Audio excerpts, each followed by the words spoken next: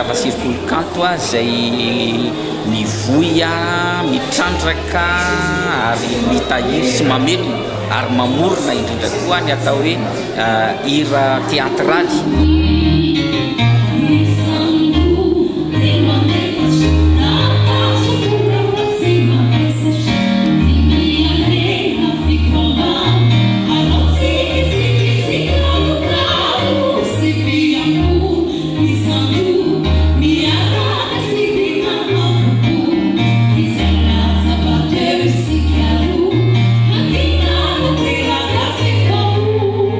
Tany amin'ny taona 2024 no nitsiry ny famondronana an'ireo tanora ny tafasirikolo-kanto zany amin'ny ankapobeny dia mpianatra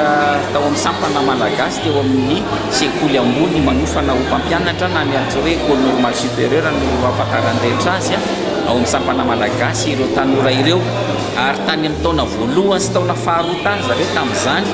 no hitanay hoe misy tanora manana talenta ao amin'ilay mpianatra izay niofana tao amin'ny sekoly.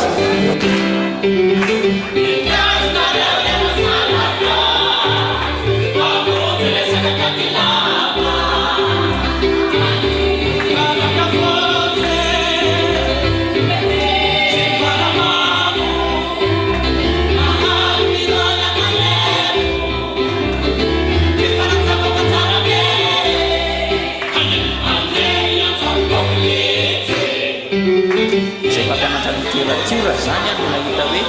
azo tezaina tsara ny talentan'ilay mpianatra hitrandrana sy ampivelarana filofanana nataony, dia indrindra zany hoe anandratana ilay kolontsaina malagasy sy ny teny malagasy. Dia izay ny foto-kevitra lehibe zany dia hoe ahoana